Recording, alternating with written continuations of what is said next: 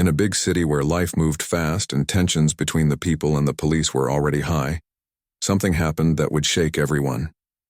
It all started on a quiet Tuesday night, the kind of evening when most folks are either heading home or settling in for the night. The streets were calm except for the faint hum of cars passing by, but for one woman, this ordinary night was about to turn into something she'd never forget.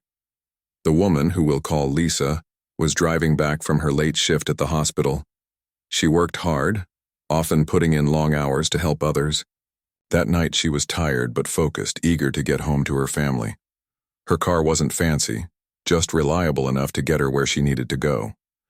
But as she drove through a dimly lit part of town, blue and red lights suddenly flashed behind.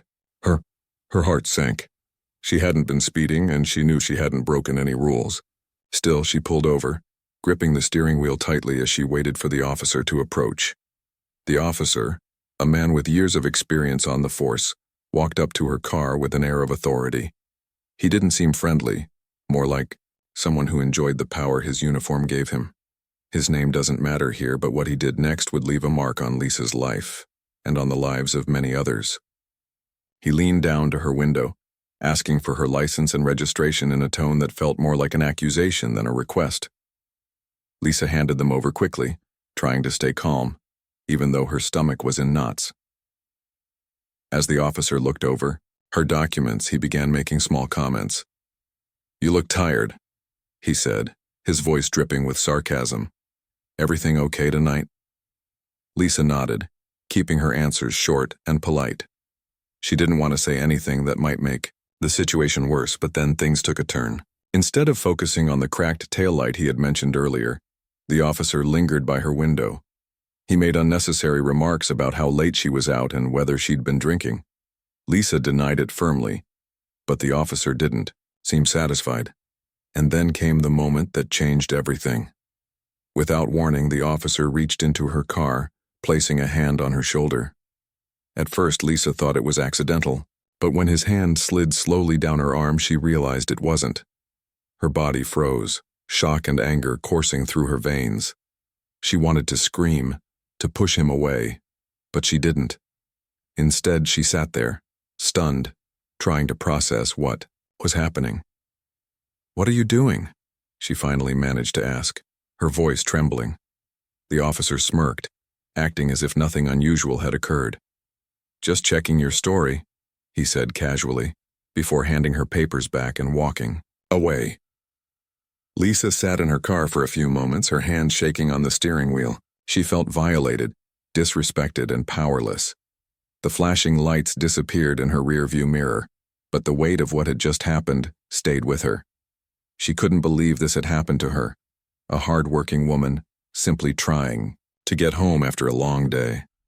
What made it worse was knowing that arguing or fighting back could have made things even more dangerous. So she drove home, her mind racing with questions. Why had he done that?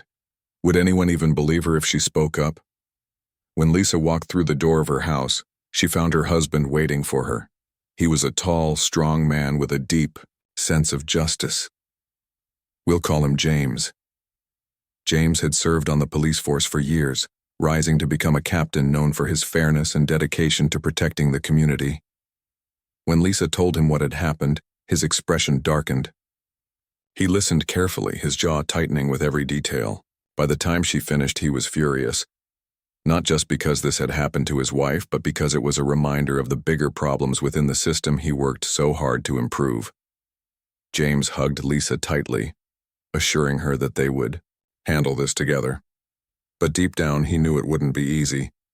Confronting someone in uniform, especially another officer, meant taking a risk. Still, James couldn't let this slide. He promised Lisa that he would investigate discreetly, gathering facts before deciding on the next steps. As they sat together, that night, talking through their options, Lisa felt a mix of emotions. Anger, fear, but also a flicker of hope. If anyone could make a difference, it was James. And maybe, just maybe, this terrible experience could lead to something positive in the end. The next morning, James woke up with a heavy feeling in his chest. He couldn't shake the image of Lisa sitting in their kitchen the night before, her voice trembling as she recounted what had happened.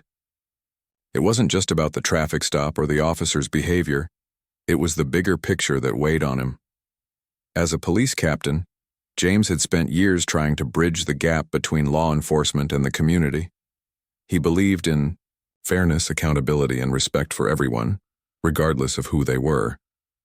But this incident made it painfully clear how far there still was to go. James knew he had to act carefully. Going straight to his superiors without evidence would only make things messy, and he didn't want to risk putting Lisa in a more vulnerable position. Instead, he decided to start quietly gathering information. His first step was reviewing the body camera footage from the officer's patrol car. He requested access through official channels, citing routine checks as his reason. The footage arrived later that day, but when James sat down to watch it, something seemed off. There were gaps, moments where the recording inexplicably cut out, right around the time Lisa described the inappropriate behavior. James frowned, his suspicions growing stronger. This wasn't normal, and it suggested someone might be trying to cover things up. Determined to dig deeper, James reached out to a few trusted colleagues within the department. These were officers he'd worked with for years, people who shared his commitment to doing the right thing. He didn't name Lisa or reveal too many details, but he asked if they'd heard of similar complaints involving the same officer. To his dismay, the answers came quickly, and they weren't good. Several officers admitted that the man had a reputation for targeting women, especially women of color, during traffic stops. They'd seen him use minor infractions as excuses to intimidate or harass drivers. Some had even tried to report him in the past, but nothing ever came of it. "It's like he knows he can get away with it," one colleague said bitterly. Armed with this new information, James felt a mix of anger and resolve. Anger, because no one should have to endure what Lisa went through, or what countless others might have faced in silence. Resolve because he knew he had a responsibility to do something about it. Still, he understood the risks. Taking on another officer, especially one with connections in the department, could put his career on the line. But James also knew that staying silent would mean betraying everything he stood for, not just as a cop but as a husband and a human being. That evening, James sat down with Lisa again. He told her what he'd found so far, careful not to overwhelm her with the full scope of the problem. Lisa listened quietly, her expression shifting from disbelief to determination. She didn't want to be seen as a victim anymore. She wanted justice.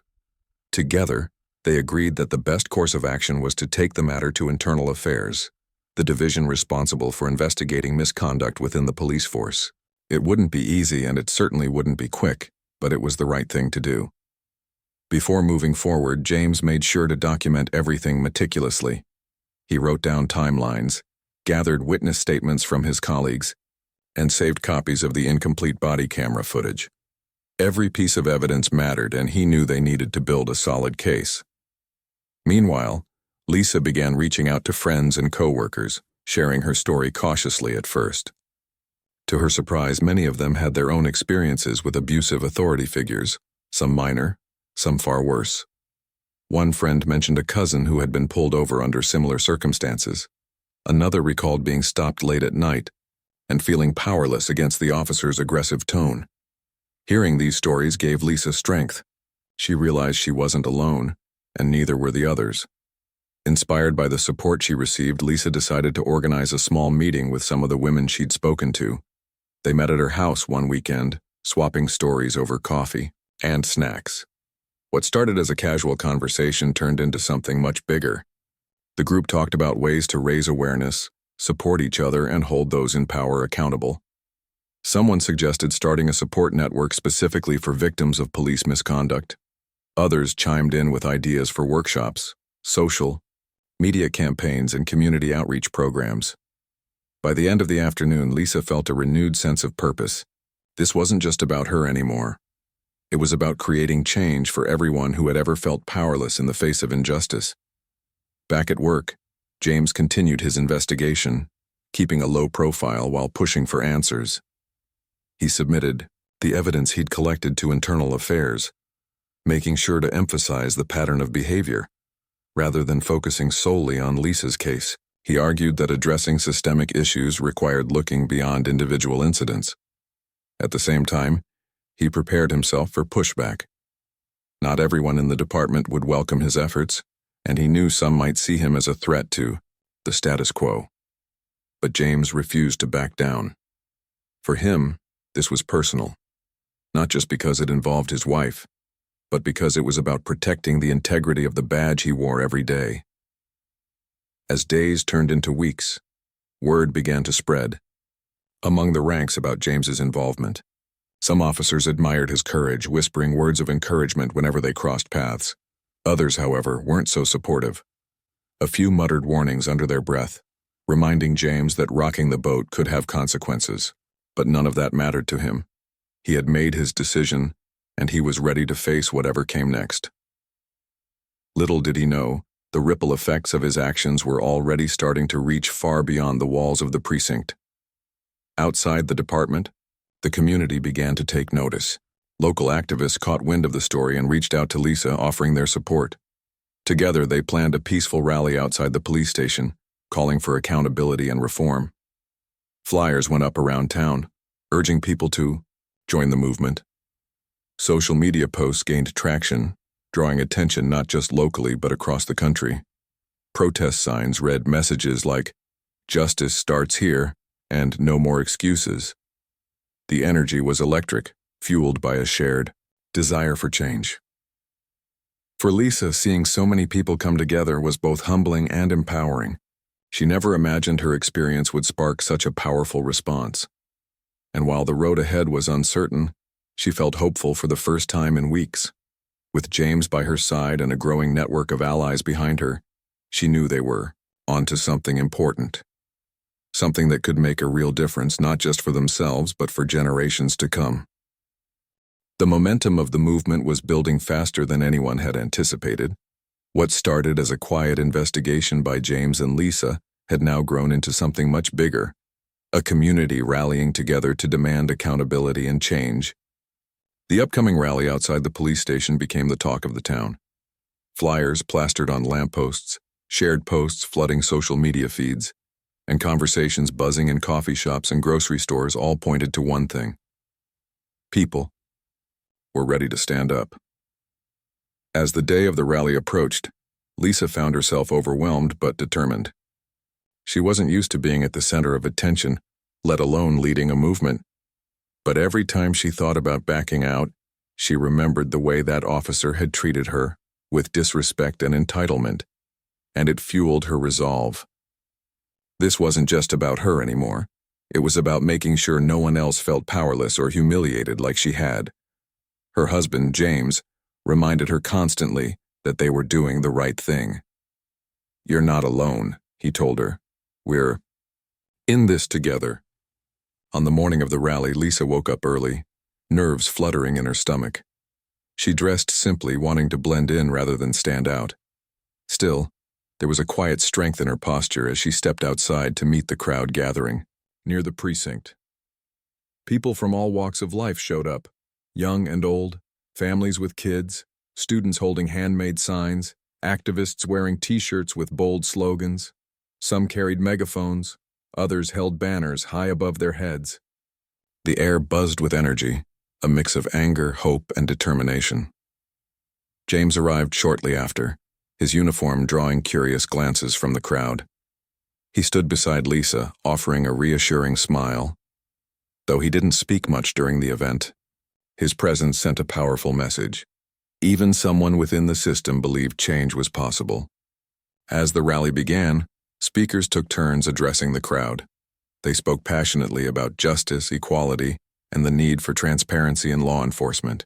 Each story shared resonated deeply with those listening, creating a sense of unity among strangers who had come together for a common cause. Lisa hesitated before stepping up to the makeshift stage.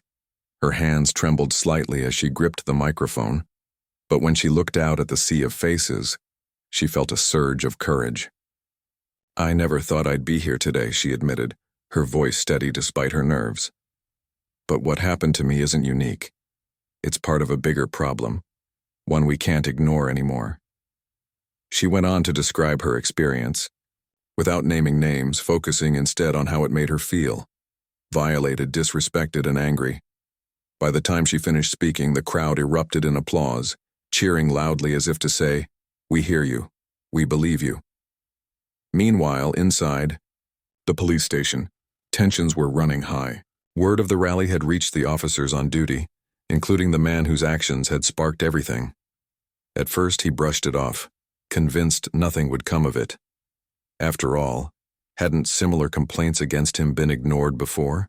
But as the noise from outside grew louder, unease crept in. He tried to act casual, joking with his colleagues about people overreacting, but his laughter sounded forced. Deep down, he knew this was different. Something about the scale of the protest and the involvement of a senior officer like James made him uneasy. Back outside, the rally continued to gain steam. Local news crews showed up, cameras rolling as reporters interviewed participants. One woman tearfully recounted how she'd been pulled over years ago and subjected to similar treatment. Another man talked about losing trust in the police after witnessing misconduct firsthand. Their stories painted a vivid picture of a broken system, one that needed urgent repair. Social media amplified the message with hashtags like "Justice for All" trending online. People from other cities chimed in, sharing their own experiences and pledging support. As the afternoon wore on, Lisa and James stayed close to each other, soaking in the moment. For the first time since the incident, Lisa felt a glimmer of peace. Being surrounded by so many people who cared gave her strength. She realized that while the road ahead wouldn't be easy, they weren't walking it alone. James, too, felt a renewed sense of purpose. Seeing the community unite reminded him why he'd joined the force in the first place: to protect and serve, not to harm or intimidate. By the time the rally ended, the impact was undeniable. The department couldn't ignore the outcry any longer. Calls poured in from concerned citizens demanding answers. Community leaders scheduled meetings with top officials to discuss reforms. Even some officers within the force expressed support for the movement, acknowledging the need for change. The ripple effect extended beyond the city limits, inspiring others to speak out against injustice wherever they saw it. That evening, as Lisa and James sat together at home, they reflected on the day's events. Exhaustion tugged at them, but so did hope. "Do you think this will make a difference?" Lisa asked quietly, staring out the window at the darkening sky. James reached over, taking her hand in his. "It already has," he replied. "Change doesn't happen overnight, but this is a start, and we'll keep pushing until things get better." Unbeknownst to them, the officer whose actions had sparked the entire chain of events was sitting at home, glued to his phone. News. Alerts pinged constantly, each headline hitting closer to home. His confidence wavered as he scrolled through photos of the rally, reading comments from people calling for accountability. For the first time, he began to wonder if he'd pushed his luck too far. But it was too late to turn back now. The wheels of justice were turning, and there was no stopping them. The next few days brought developments neither side could have predicted. Internal Affairs ramped up its investigation, bringing in witnesses and reviewing evidence more thoroughly than ever before. Meanwhile, the public pressure mounted, keeping the spotlight firmly on the issue. Lisa and James remained at the forefront, fielding interviews, attending meetings, and working tirelessly to keep the momentum going. They knew the fight was far from over, but for the first time in a long time, they felt like real progress might actually be possible. The days following the rally were a whirlwind of activity. The community's outcry had struck a nerve, and it seemed like everyone was talking about what had happened. Local news stations couldn't get enough of the story, airing segments that highlighted both Lisa's experience and the broader issues of misconduct within law enforcement. Social media buzzed with hashtags, personal stories, and calls for reform. Even national outlets picked up on the growing movement, shining a spotlight on the small city where ordinary people were standing up to demand accountability. Inside the police department, things were tense. Officers who had previously shrugged off complaints about their colleague now found themselves under scrutiny, Some felt defensive, insisting they weren't part of the problem. Others grew quiet, avoiding eye contact in the hallways as rumors swirled about who might be next to face questions from internal affairs. The man at the center of the investigation, let's call him the officer, was visibly uneasy. He tried to act like nothing was wrong, but his usual swagger was gone. Instead, he kept his head down, showing up to work just long enough to avoid raising suspicion before heading home early. Meanwhile, internal affairs worked tirelessly to piece together the truth. They reviewed the incomplete body camera footage, again searching for clues or inconsistencies. They interviewed witnesses, including some of the officers James had spoken to earlier. One by one, patterns began to emerge, patterns that painted a troubling picture. It wasn't just Lisa's case. There were others too, incidents where drivers had been treated unfairly, humiliated, or even intimidated into silence. Each new detail added weight to the allegations against the officer, making it harder to dismiss them as isolated mistakes. Lisa and James stayed deeply involved in the process, though it wasn't easy. Both were juggling their personal lives, with the demands of being public figures in a heated debate. Lisa attended meetings with community leaders, sharing her perspective while listening to others who had faced similar struggles. She also spent time helping organize follow-up events, a town hall meeting, a workshop on knowing your rights during traffic stops, and another peaceful demonstration planned for the coming weeks. Every event brought new faces, new voices joining, the chorus calling for change. James, on the other hand, focused on navigating the politics within the department. As a captain, he understood how delicate the situation was. Pushing too hard could alienate colleagues and create resistance, but staying silent would betray everything he stood for. So he walked a fine line, advocating for transparency while urging calm among his fellow officers. He reminded them that addressing these issues wasn't an attack on the badge. It was about protecting its integrity. If we don't fix this, he told a group of skeptical officers during a briefing, someone else will do it for us, and it won't be pretty. Despite the mounting pressure, not everyone was on board with the investigation. Some higher-ups in the department worried that punishing the officer would make the force look bad. They argued that singling him out could damage morale and invite more criticism from the public. Others suggested sweeping the issue under the rug, hoping the attention would fade once the news cycle moved on. But James refused to let that happen. He pushed back firmly, reminding his superiors that ignoring the problem would only make it worse. "This isn't going away," he said, during one heated discussion. "People are watching. If we don't act, we lose their trust, and once that's gone, it's nearly impossible to get back." Outside the department, the community continued to rally together. Support groups sprang up, offering safe spaces for victims of police misconduct to share their stories.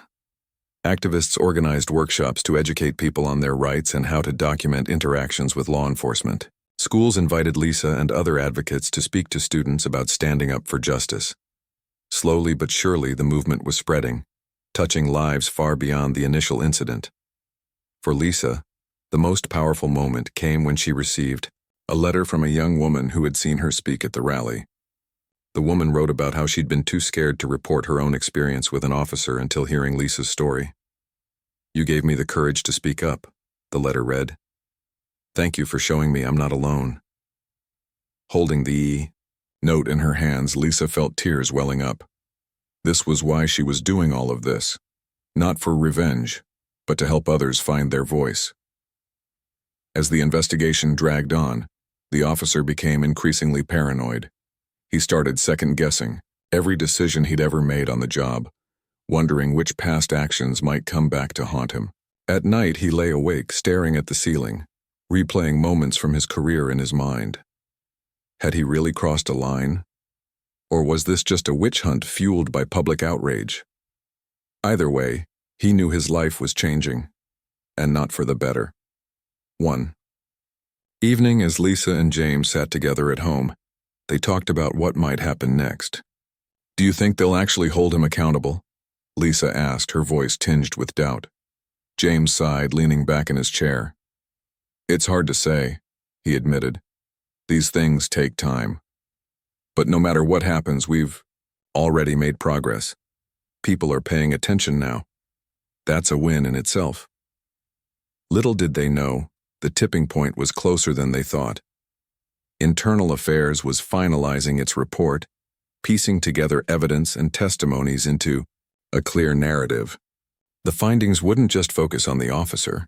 They would highlight systemic failures within the department, pointing to areas that needed immediate reform. Recommendations included mandatory de-escalation training, stricter oversight of body camera use, and regular audits to ensure accountability. It was a comprehensive plan, one designed to prevent future incidents like Lisa's. When the report was finally released, it sent shockwaves through the department. The officer was formally charged with misconduct and placed on administrative leave pending further disciplinary action. While some argued the punishment wasn't severe enough, others saw it as a step in the right direction. For Lisa and James, the outcome was bittersweet. Justice hadn't been served perfectly, but it was a start. And sometimes that's all you can ask for. As the dust began to settle, Lisa reflected on how far they'd come. What had started as a single humiliating encounter had grown into a movement that brought people together. It wasn't just about holding one person accountable. It was about creating a culture of respect, fairness, and transparency. Though challenges remained, Lisa felt hopeful for the first time in a long time. Change was possible, and they were proof of that. The news of the officer's suspension spread quickly, rippling through the community like a stone tossed into still water. For some, it was a moment of vindication, a sign that standing up could lead to real change. For others, it was a sobering reminder of how much work still lay ahead. While the decision marked progress, it wasn't the end of the road. If anything, it was a turning point, a chance to push even harder for systemic reforms that would prevent similar incidents in the future. Lisa woke up the morning after the announcement feeling a mix of emotions. On one hand, she felt relief that someone in power had finally listened and acted. But on the other hand, she couldn't shake the lingering frustration, the fact that it took so much effort, so many voices raised in unison just to hold one person accountable left her wondering how many others had been wronged but never saw justice. She stared at her reflection in the bathroom mirror, taking a deep breath before getting ready for the day. Today wasn't just another day.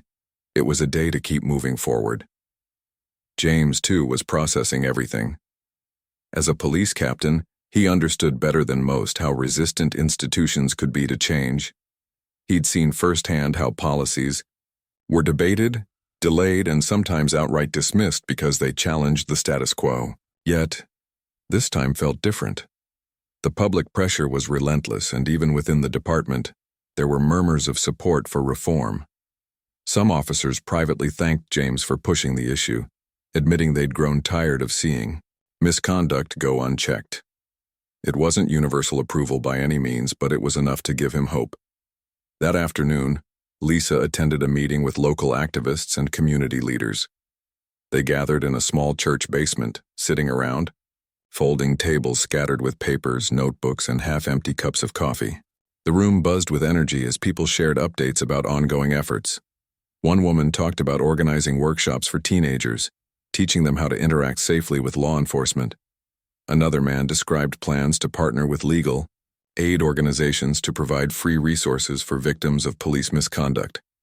Each idea sparked new conversations, building momentum for what came next. Lisa sat quietly at first, listening intently as others spoke.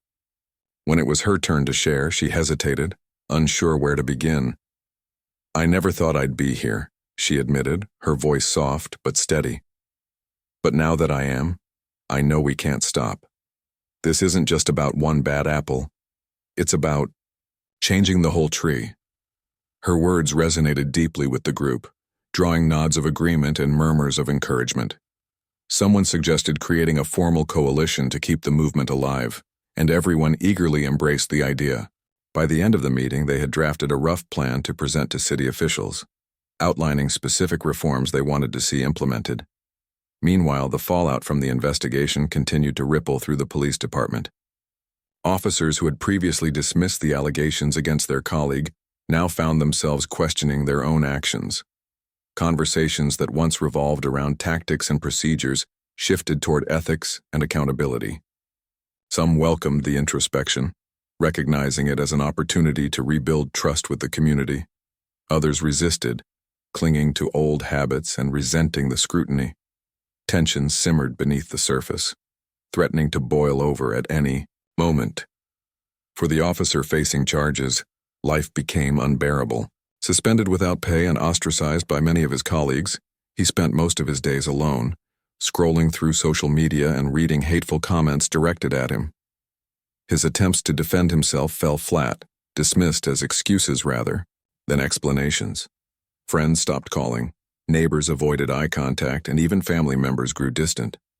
The isolation gnawed at him, forcing him to confront the consequences of his behavior, not just professionally but personally. Back in the community, Lisa and James threw themselves into planning the next steps. They worked tirelessly alongside activists, attending rallies, hosting educational events, and meeting with policymakers. Their goal was clear: to ensure that the momentum didn't fade once the headlines did.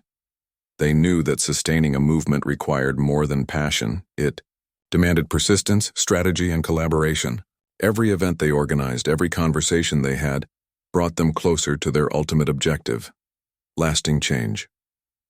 One evening, as they sat together at home, James turned to Lisa with a thoughtful expression. "Do you ever think about what might have happened if you hadn't spoken up?" he asked. Lisa paused, considering the question. "All the time," she admitted. "But I also think about all the people who haven't spoken up yet. Maybe hearing my story will give them the courage to do it." James nodded, reaching over to squeeze her hand. "You've already made such a difference," he said, "and we're not done yet." As weeks turned into months, the movement began to gain national attention. Journalists traveled to the city to cover the grassroots efforts, interviewing Lisa, James, and other key figures. Documentaries explored the broader issues of police accountability, featuring footage from the rallies and interviews with victims of misconduct. Celebrities used their platforms to amplify the message, urging fans to get involved. Donations poured in to support the cause, funding everything from legal assistance programs to community outreach initiatives.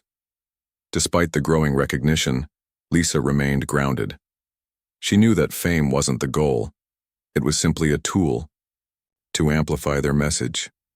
Whenever she felt overwhelmed, she reminded herself why she started this journey in the first place: to protect others from experiencing what she had gone through. That sense of purpose kept her going, even when the challenges seemed insurmountable. The department, under increasing pressure, began implementing some of the recommended reforms. Training sessions focused on de-escalation techniques and cultural sensitivity became mandatory for all officers. Body cameras were issued to every member of the force, with strict guidelines ensuring their proper use. Oversight committees were established, giving civilians a voice in holding law enforcement accountable. These changes weren't perfect, but they represented a step in the right direction. Still, Lisa and James knew the fight wasn't over. True reform would take years, maybe even decades. But they also knew that progress often came in small victories, each one paving the way for the next. Together, they vowed to keep pushing, to keep speaking out, and to keep fighting, for themselves, for their community, and for anyone who believed in a fairer, more just world. And as they looked toward the future, they felt a quiet confidence. Change was possible, and they were living proof of that. As the weeks rolled on, the momentum of the movement showed no signs of slowing down. The initial victory, the suspension of the officer, had been a spark that ignited something much larger. People from all corners of the city were stepping up, eager to be part of the change. Lisa and James found themselves at the heart of it all, juggling their personal lives with the demands of leading a growing crusade for justice.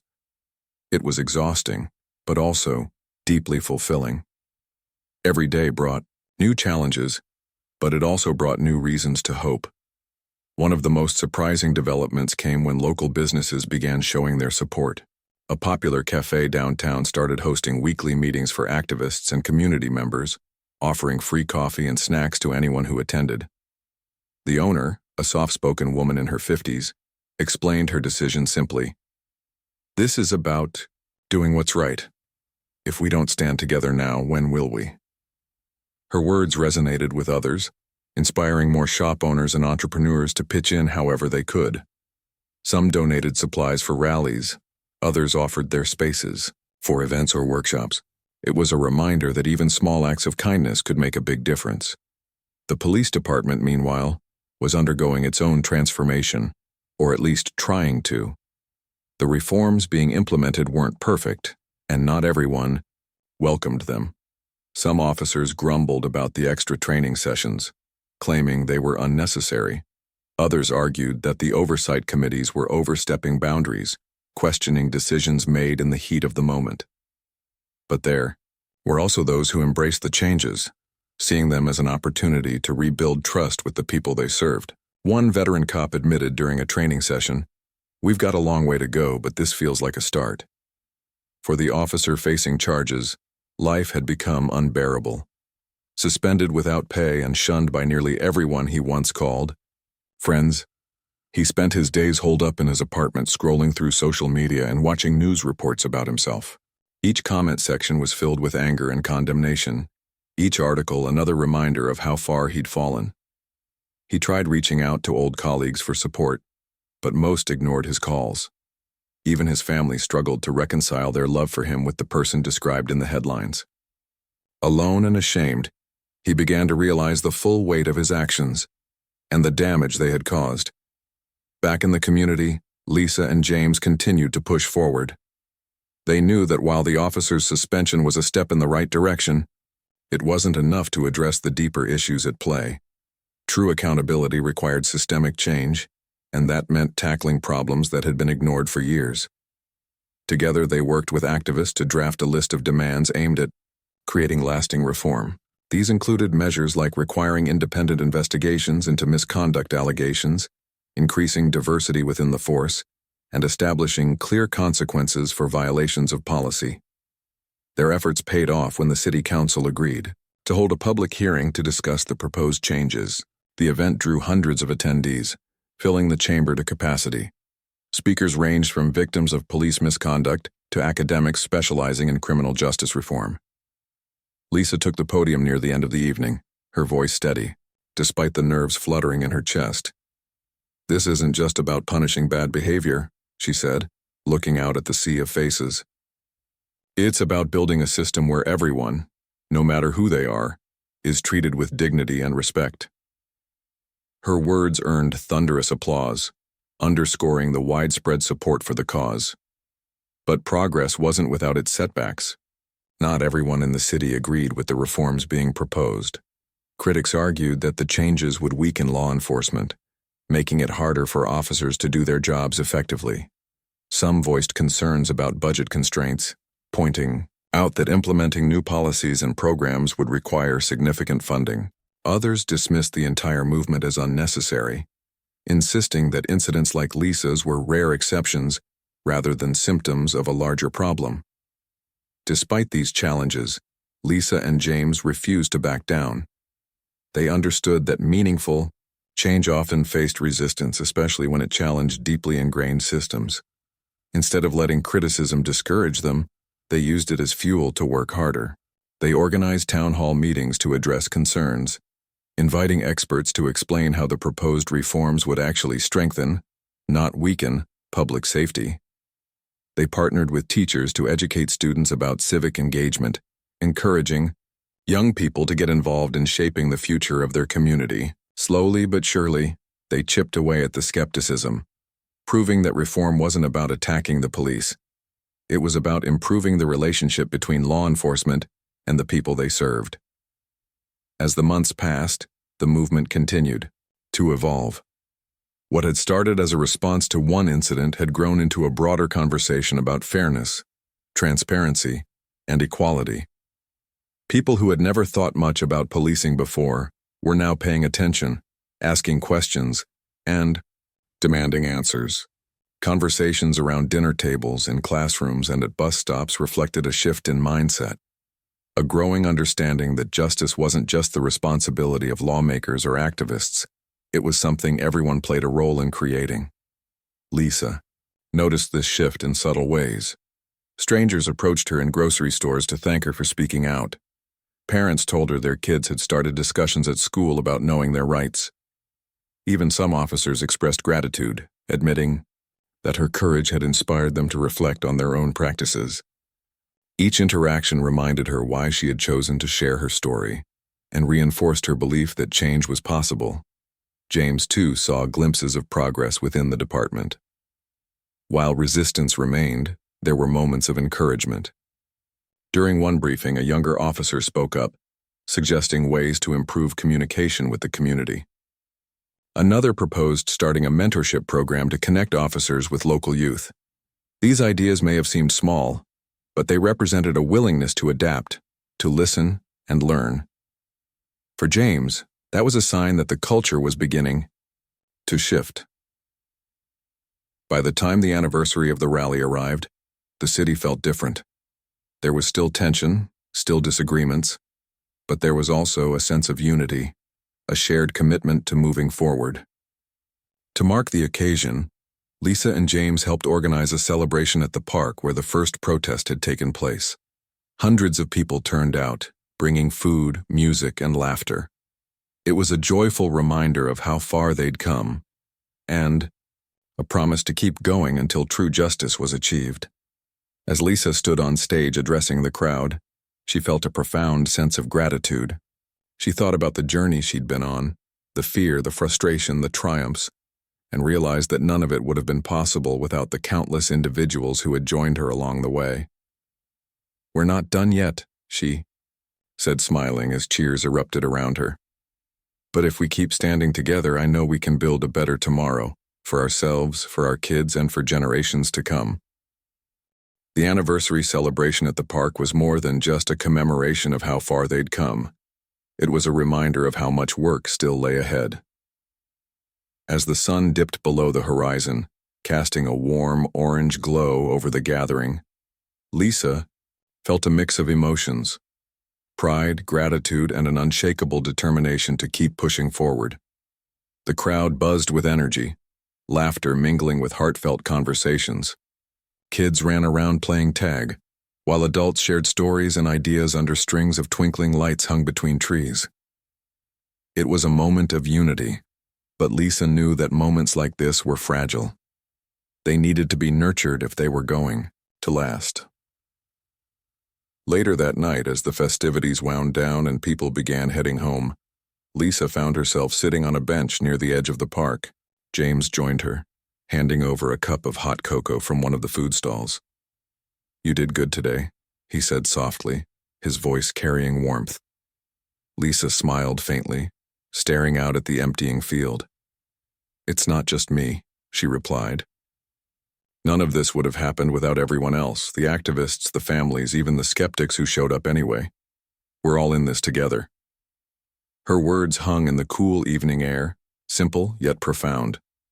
But even as the community celebrated progress, there were reminders that change didn't come easily or evenly.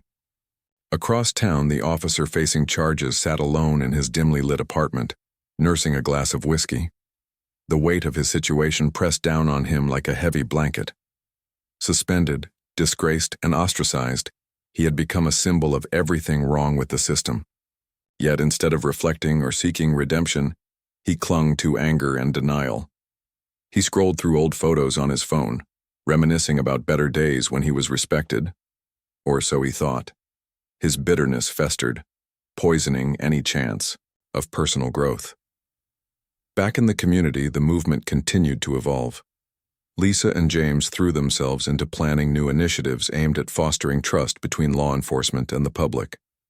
One idea that gained traction was a ride-along program, where civilians could spend a day accompanying officers on their shifts. The goal was to give people a first-hand look at the challenges officers faced, while also encouraging accountability and transparency. At first, many officers resisted, fearing judgment or interference. But after a few brave volunteers signed up to participate, others slowly followed suit. The feedback was overwhelmingly positive, with participants on both sides describing it as eye-opening and transformative. Meanwhile, Activists worked tirelessly to ensure that systemic reforms remained a priority. They collaborated with local schools to develop curriculums focused on civic responsibility and social justice. Students learned about the history of policing, the importance of checks and balances, and the power of collective action. Teachers reported seeing a noticeable shift in classroom discussions, with kids asking thoughtful questions and proposing creative solutions. "If we can teach them early," one teacher told Lisa during a workshop, "they'll grow up believing in fairness and maybe they'll demand it too."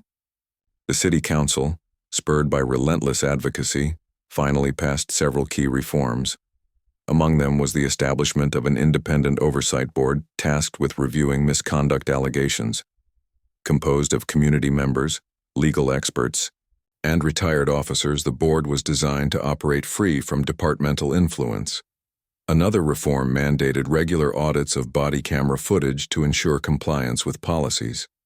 These measures weren't perfect, but they represented tangible steps toward accountability, a victory worth celebrating. Still, not everyone was satisfied.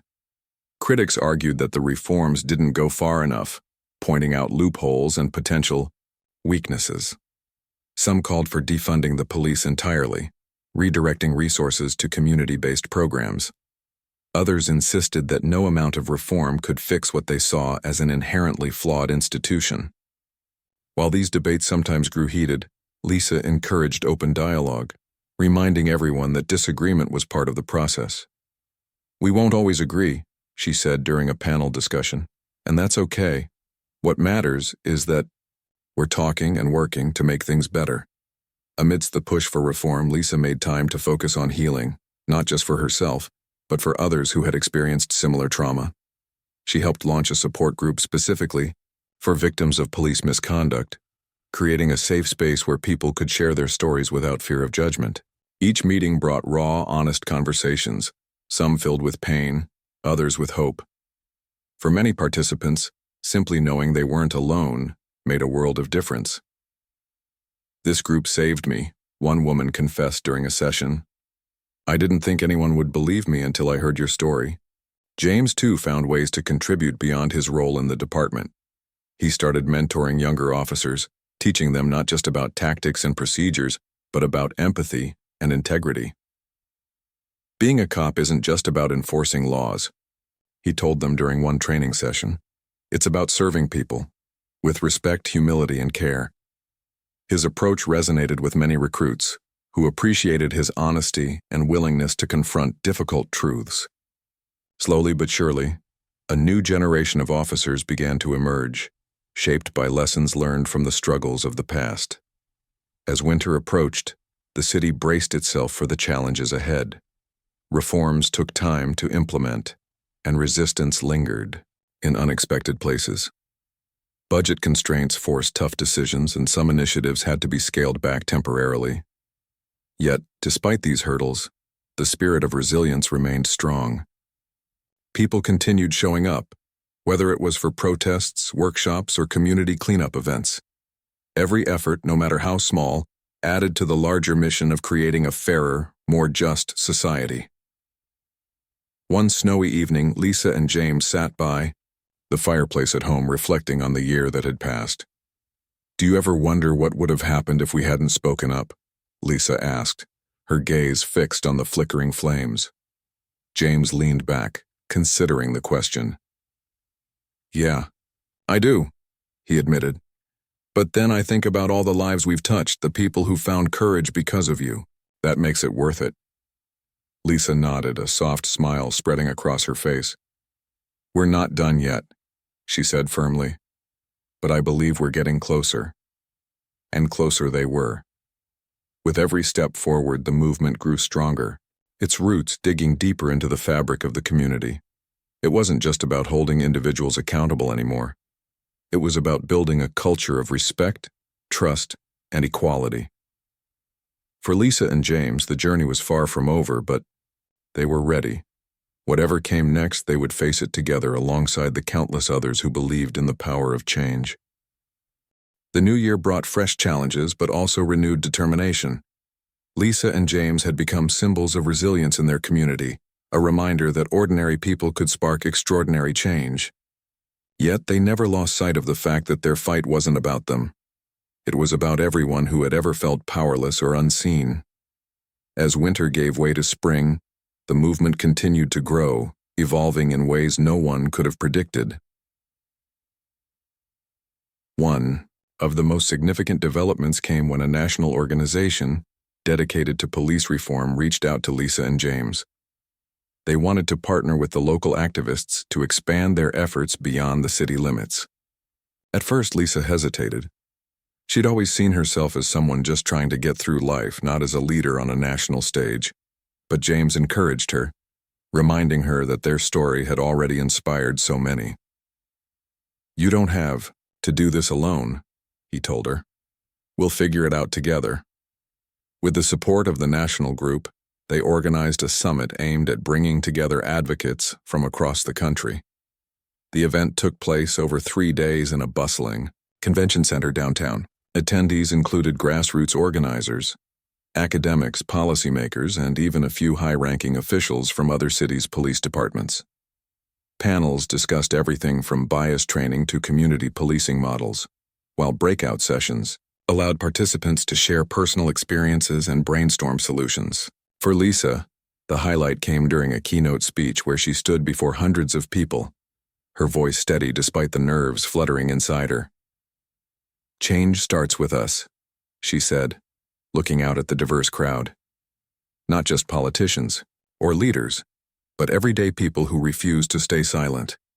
The summit marked a turning point, shifting the movement from a local phenomenon to a nationwide conversation. Cities began reaching out, asking for advice on implementing similar reforms. Activists formed networks, sharing resources and strategies to amplify their impact. Social media played a key role, connecting people from different backgrounds and regions in ways that hadn't been possible before. Hashtags like Justice for All and Together We Rise became rallying cries, uniting voices from coast to coast. Back home, the effects of the summit rippled through the community. Inspired by what they'd learned, local leaders launched new programs aimed at fostering trust between residents and law enforcement. One initiative involved hosting monthly Coffee with Cops events, where officers sat down informally with community members to chat and answer questions. Another focused on creating mentorship opportunities for young people interested in careers in public service. These small, consistent efforts helped break down barriers, proving that meaningful connections could happen outside of formal settings. Meanwhile, the officer facing charges remained stuck in limbo. His suspension had turned into termination after an internal review board found him guilty of misconduct.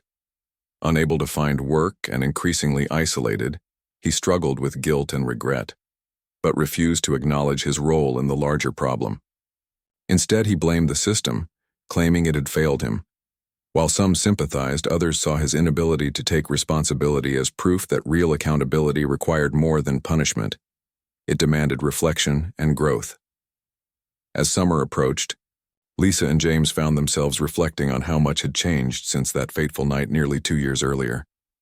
What had started as a single act of courage had blossomed into something far greater, a movement rooted in hope, unity, and the belief that fairness was worth fighting for. They knew there would always be setbacks, moments when progress felt slow or impossible, but they also knew they weren't alone anymore. A whole community stood beside them, ready to carry the torch whenever they needed rest. To celebrate the second anniversary of the initial rally, Lisa and James helped organize another gathering at the park. This time, though, the tone was different. It wasn't just about protest or anger. It was about gratitude and vision. Families picnicked on blankets spread across the grass, children laughed as they played games, and musicians performed songs celebrating resilience and unity. Speakers shared stories of triumph, highlighting successes both big and small. When Lisa took the stage near sunset, the crowd fell silent, hanging onto her every word. "We've come so far," she began, her voice carrying emotion. "But we're not here to pat ourselves on the back. We're here to remind ourselves why we started and why we can't stop now." She paused, scanning the faces of the people who had become her extended family. Justice isn't something you achieve overnight. It's a journey, one that requires all of us to keep showing up, keep speaking out, and keep believing in the possibility of a better world. Her words resonated deeply, earning thunderous applause. As fireworks lit up the sky later that evening, Lisa and James stood side by side, holding hands. They didn't need to say anything. Their shared glance said it all. The road ahead would still be long, filled with twists and turns they couldn't predict. But they were ready for the challenges, for the victories, and for whatever lay beyond. In the end, their story wasn't just about holding one person accountable or fixing one broken system.